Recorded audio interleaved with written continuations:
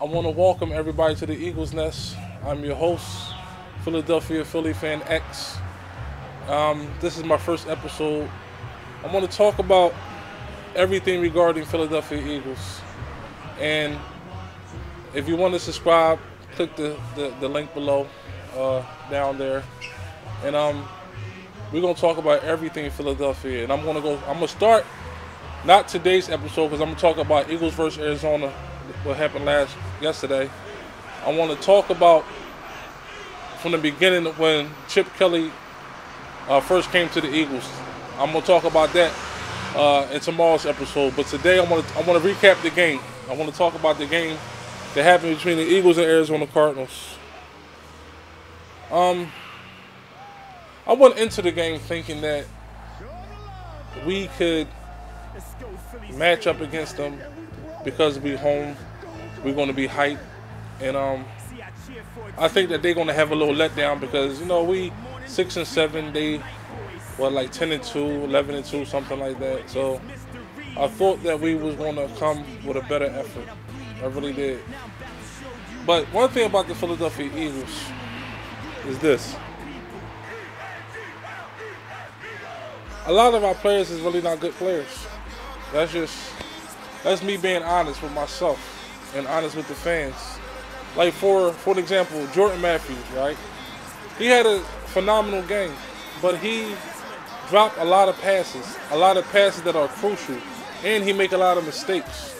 For an example, it was 3rd and 6, and he ran a 5-yard pass instead of a 6-yard pass, and now it's 4th and 1, so we have to punt.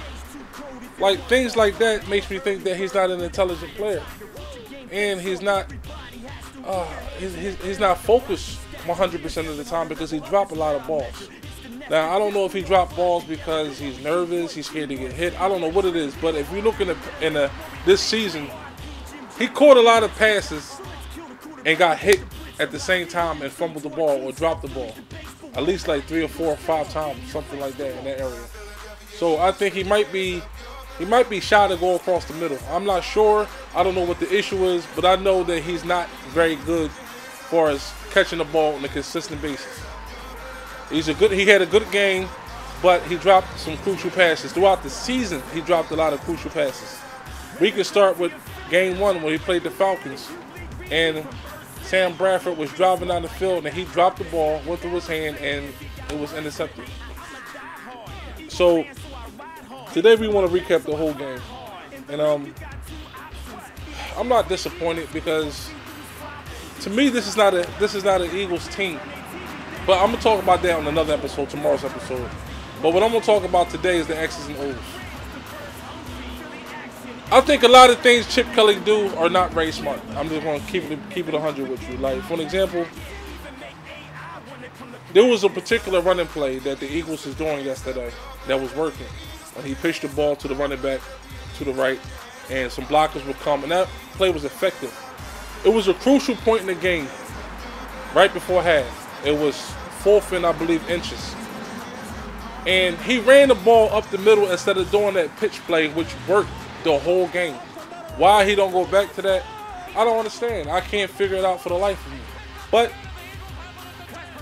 when he came here, I thought that Chip Kelly was the type of coach that would do basic things that Andy Reid wouldn't do. Like Andy Reid wouldn't run the ball consistently on 4th and 1. He wouldn't do that. He would try to outsmart the other team and just wind up getting the turnover or not getting the first down. And the crazy part is McNabb was an excellent quarterback sneak person. He was an excellent at quarterback sneaking, but he didn't utilize that. Now yesterday the announcer was saying that the running back that we had, DeMarco Murray, was 12 for 12 and 4th and 1, so short yards plays. And he just didn't go to him. He benched him. I don't like DeMarco Murray personally. I just don't like him. But I can't argue with the statistics. When he was the Cowboys, I used to love for the Cowboys to run him because I thought that he was phony. I didn't think he had any skills. I don't care how many yards he had. When he played the Eagles, he did nothing against us. So I love when they ran him. You see what I'm saying? They should have threw the ball on the pitch on the 4th and 1. They didn't do it. The coach, I don't know, sometimes he don't come up with good plays, good play calls. So I think we lost the game, number one, because of turnovers. And we lost the game because the coach do not know how to call a good, consistent, from first to fourth quarter calling plays. He don't do that very consistently. So this is what I want to talk about today. I'm definitely considering, should I bring Sam Bradford back as my quarterback. I don't like him because when he came here, the report on him was that he was deadly accurate. Coming out of college, one of the announcers said that he was the most accurate quarterback he's seen coming out of college. This is the report on him. What I've seen is that he's accurate sometimes, but when he's under pressure, he's not accurate at all.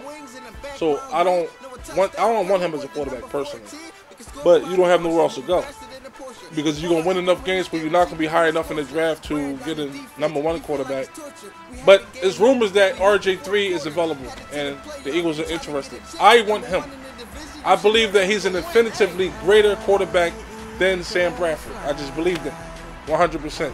Because I don't believe that he just lost the ability to know how to play football. I believe that Washington don't like him for whatever reason. They wasn't trying to teach him. They didn't want him to progress. Whatever the case may be, I want him on the Eagles. Give me RG3. I would have took the guy in Buffalo that they got now.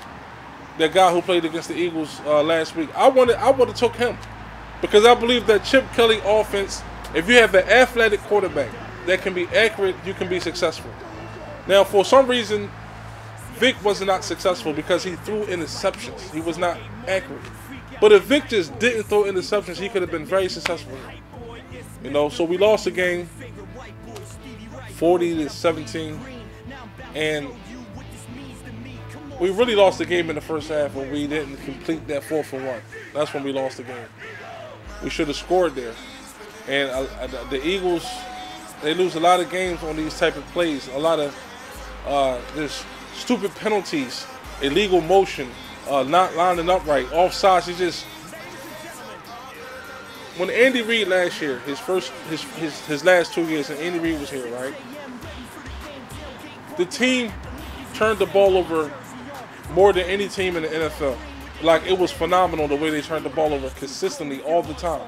And that's what did them in. I don't know why or how it was like that. That's just the way it was.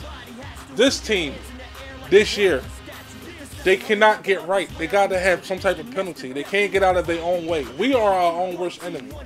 There could have been 3 games that we could have won this year, but we could not get out of our own way. We can't stop committing penalties. We can't stop doing stupid things. And in one of the episodes this week, I'm definitely going to deal with a lot of the things that we didn't talk about, because this is my first episode. I'm just dealing with the game yesterday. But okay, I'm back.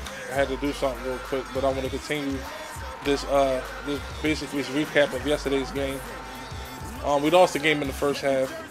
We lost the game because of turnovers. We play Washington this upcoming Saturday. I think we can beat Washington, but I think that this team is really not very good, and that's just being honest. It's not an Eagles team. You know, it's not an Eagles team at all. And I'm going to deal with a lot of episodes this week, going into it in depth about a lot of different things. I want to talk about WIP, the announcers, the radio hosts. I want to talk about everything Philadelphia Eagles this week on this channel. You know, so very disappointed with the loss yesterday, but hey, it is what it is. So subscribe to the channel, the Eagles Nest. I'm PhillyFan X, signing off. Peace.